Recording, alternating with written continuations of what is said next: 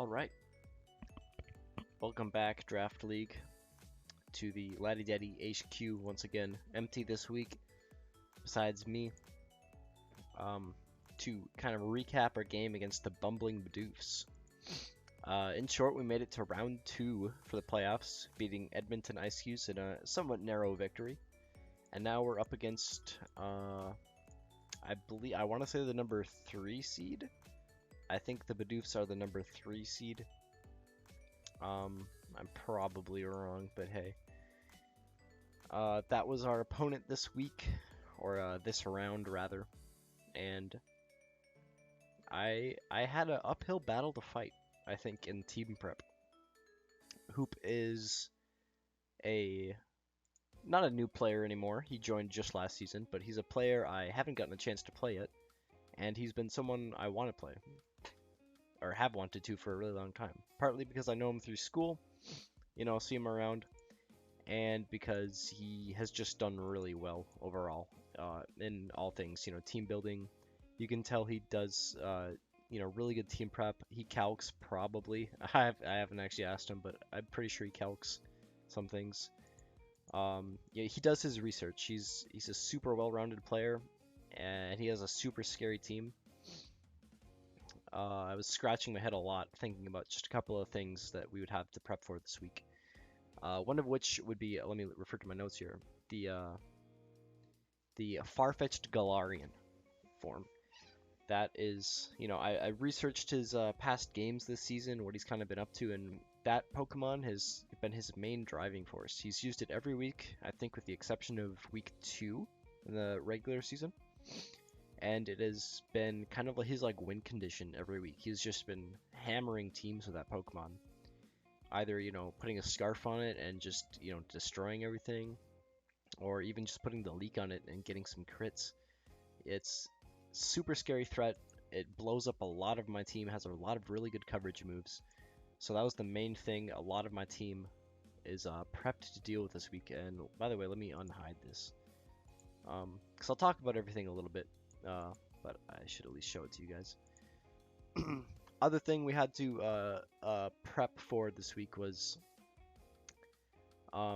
his double regenerator, which he has 2 Pokemon on his team with a free HP ability when he switches out. So I knew that would be a problem, but spoiler alert into the gameplay, I did not predict how big of a problem it would be. I kind of under-prepped for that, actually, I think. And then he has some other really good threat. He just has really good switch-ins to everything, pretty much. Really good typings on his team. A really bulky team. Not to mention, he likes to put Eevee and Assault Vest on things. So, just getting some damage through to his team was probably the big challenge. Besides just outspeeding that Farfetch'd and making sure that wouldn't kill everything. So, to talk a little bit about the sets, we got the first guy here, Doduo. Actually traded from Hoop to me the last week of the regular season, so that's kind of funny to see him in the game now. But yeah, he's got a Silk Scarf on, which means he outspeeds everything on his team, for sure, besides maybe a Far Elekid with a Choice Scarf. But, that's not really a matchup. We have other options to fight that anyway, so yeah, this guy outspeeds and does pretty decent damage. Then we got the Dratini set. Special attack again. Quince, what are you doing? Switching physical attackers to special attack. Why do you keep doing this? And the reason is simple. Dratini has a lot better coverage moves in its special lineup. Doesn't get a lot of its better physical moves until it evolves, and it's not the format we're playing in, so we're just gonna go special set and pop on some good coverage moves there. HP ground I thought was really questioning on what to bring for this 3rd slot. I kind of think I honestly could have just brought these 3 moves and those would have been optimal, but HP ground was there for, I think, Elekid maybe. And maybe it did better damage than Ice Beam or something. But that's the Dratini. Then the Ferroseed. This guy's really important, obviously, because he's been a mainstay in my team. I've brought him every week. His set's a little different this week. You know, I've kind of stuck to the same thing, like hazards, leech seed, protect, knock off, maybe, or maybe a different move, but um, he's very important because he's a big part of my offensive threats this week. Also, he's really the only thing that can fight Elekid. The Elekid on his team kind of just blows up my entire team depending on what set it's running, so I need this guy to deal with that. He is also running Curse, which is pretty cool. Curse, Gyro Ball, Knockoff, and Leech Seed. So the goal is to not just let this guy sit there this game, actually get his stats up a little bit and hopefully get some kills with him. Which I thought was a little bit of a wonky Ferroseed set, but I think it worked out pretty well, as we'll see in the gameplay here. Solosis, bringing him again. I think I've brought Solosis every week as well, and this is pretty much the same thing. Trick Room, trying out Pain Split this week. Maybe we can, you know, get some funny shenanigans going with that. But yeah, focus stashed up, and my plan this week, for the gameplay at least, is to lead this Solosis and try to get ahead as early as I can. Hoop likes to switch around a lot. You know, he likes to make sure he has the good type matchups, and you know, he doesn't mess around. So I really need an early lead to kind of pivot him to a back end, fighting uphill kind of position for him early in the game. And if I can't do that, his team might just run me over. So another thing on that, he also likes to play with hazards. So I knew if I wanted to use the focus sash Solosis, I needed to do it right away before he gets any of his hazards up. Otherwise, it'll just be useless, which has happened to us a couple times in the past weeks. Then we got Dr. Bidoofs the Mankey, another really exciting set this week, I think, playing on the fact that his Farfetch'd likes to crit things a lot. It likes to get a high crit chance. So, you know, our goal is to proc the berry here, the Slack berry with Endure. Maybe Farfetch'd crits us, and we get, you know, +6, +12 attack. And then we're faster than everything, and we just win, because that's a lot of damage. That's it for the Mankey set. And then Eevee. Deviating from the special attack throat spray set, running a support set because, you know, I thought I had enough damage spread out on the rest of my team, and I really just needed something to maybe give me a little bit extra protection against like the Farfetch'd damage or some of his other physical threats, and something to just kind of heal everything up. You know, it's got Wish, it's got Yawn, and Protect for itself, and Light Clay. So, a little bit of a support set on the Eevee, but without further ado, I think I've spent enough time in the strat builder. So I'll hop over to this replay viewer action here. So, looking at his team, pretty standard. He brought his double regenerator.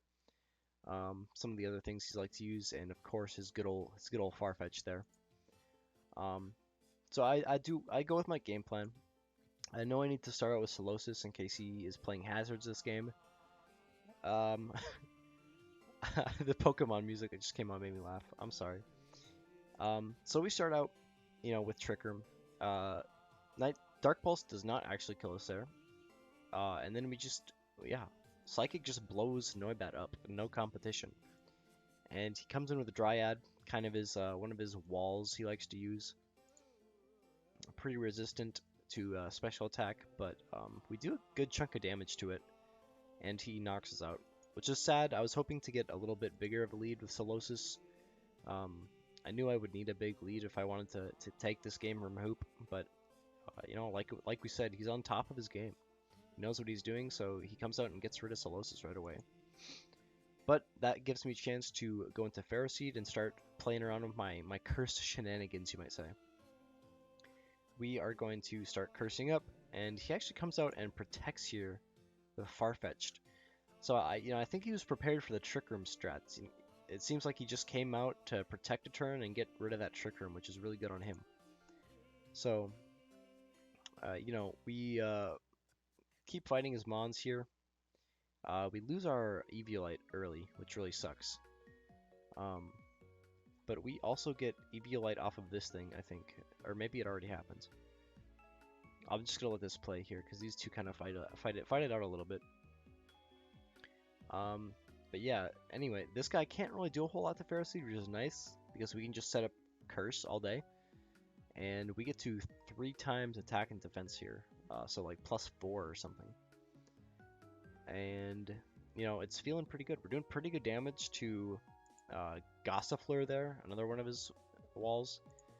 And we get rid of that thing's Eevee Light. I think that's where I was. We didn't get rid of this guy's item, the Omega Red. But we do get rid of Gossifleur's item, Eevee Light, which is going to be huge later in the game, towards the end. And then we're just going to keep fighting his team like this. It's going to come out with L-Kid. We learn it has Fire Punch. And, you know, had we not had the chance to get as many curses up as we did, that thing would have annihilated us. But with 3 times defense, we're able to tank a 4 times Fire Punch and knock it out in one go. So, Ferroseed sits here, and he keeps fighting. Here I think I should not have Leech Seeded. I think I might have been able to get an extra hit off on something with Ferroseed if I had not.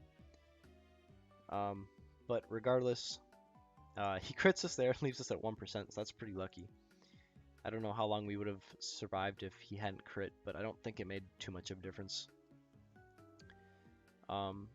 So, you know, Ferroseed goes down finally. He gets 3 kills under his belt, which is really good for Ferroseed.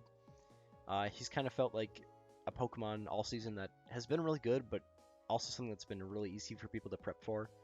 And people have just kind of one-shot him almost every game, so it was nice to get some kills with him.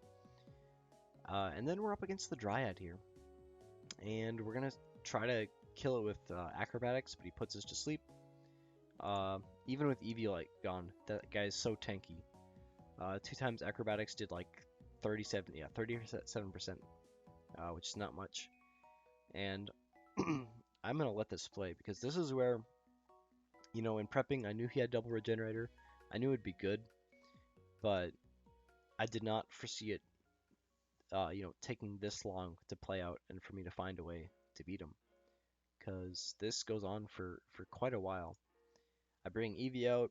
I'm trying to get screens up. I thought maybe I'd go into Doduo and get some kills, or, you know, maybe Dratini can come out after this and resist a hit and pop off a Draco or something, but double regenerator. These guys have, by the end of the game, these guys probably went through like 2 extra sets of health, which is crazy. He poisons us, so Eevee's on a timer. We wish. I think Eevee takes this wish for herself. Sorry, I'm a little sick there. Liquidation hits Dr. Buf. He takes the wish, actually. Tries to get Acrobatics off again. Not doing a whole lot. Now, Dr. Buf is on a timer as well. And there you go. 2 times Acrobatics is only doing 40%. We keep going. We keep switching around. You know, it's just a matter of him proccing his regenerator as much as he could.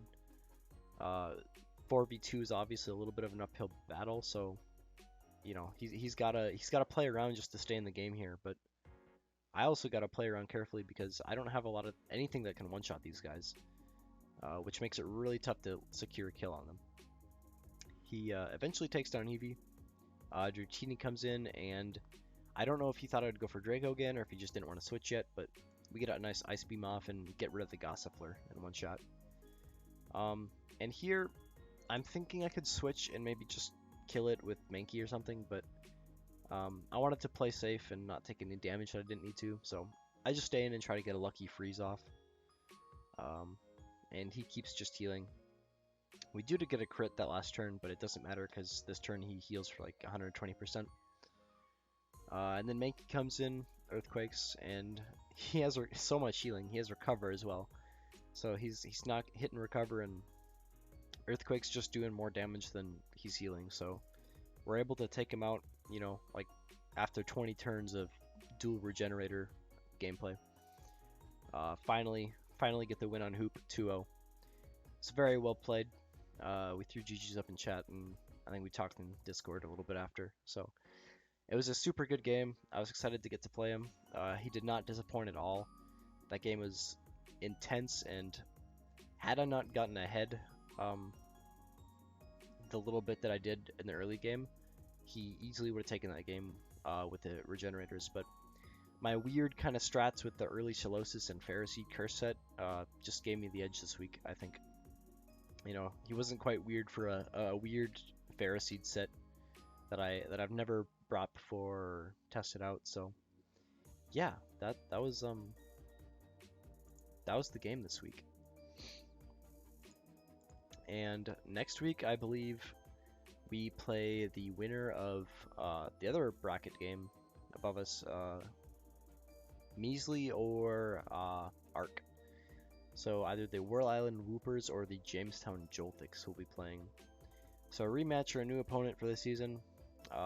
They should be playing today, actually, as you know, the time we're recording this video, but we have yet to see. So we'll just cover it next week sometime on the Latty Daddies HQ. Thank you guys for tuning in. If you have, thanks for the good game, Hoop. It was awesome to finally get to play you. Your team was crazy tough to prep for. It was a lot of fun.